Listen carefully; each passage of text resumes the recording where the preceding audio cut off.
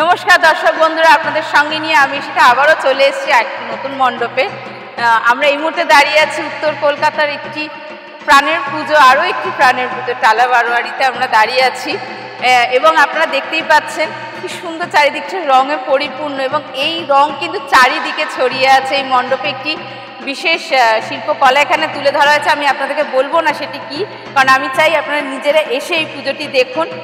খুবই সুন্দর একটি মণ্ডপ তৈরি হয়েছে, আর সেই জন্যই বঙ্গবন্ধু শারদ সম্মান 2025-এ উত্তরের সেরা মণ্ডপে ভূষিত করা হচ্ছে টালা বারোয়ারিকে। সেই পুরস্কারই আমরা তাদের হাতে তুলে দিচ্ছি।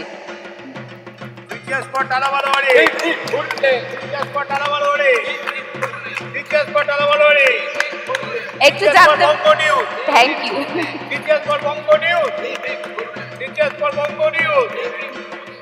একটু দাদাদের কাছে আমি জানতে চাইবো যে আজকে এতদিনের এত পরিশ্রম আপনাদের, এবং আজকে এই পুরস্কার আপনার হাতে কিরম লাগছে?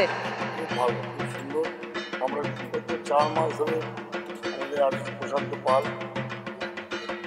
অক্লান্ত পরিশ্রম করে দাঁড় করেছে। অসাধারণ কাজ, অসাধারণ কাজ।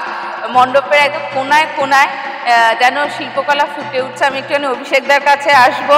অভিষেকদার, প্রত্যেকবারই টালা বারোয়ারিতে তো কিছু না কিছু চমক থাকেই, এবছরে এরকম একটি চমক। এখন থেকে কি পরের বছরের চমকটার জন্য প্রস্তুতি চলছে মনে মনে? যারা পুজো করে তারা কিন্তু মানে এটা অলওয়েজ রেডি, আমাদের এটা করতে হয়, এটাই আমাদের জীবন, এটা আমাদের নেশা। তো সেটা আমাদের তো পরের বছরের জন্য আবার কি করব, এই বছরকে ছাপিয়ে যাতে পরের বছর যেতে পারি। টাফ চ্যালেঞ্জিং সব, একদম তাই। এবং এই অভিষেকদাদের মতন মানুষরা আছেন বলেই বোধহয় এই পুজোর সময় কলকাতা শহরকে এত সুন্দর করে আমরা দেখতে পাই, একদম অন্যরকম রূপে দেখতে পাই।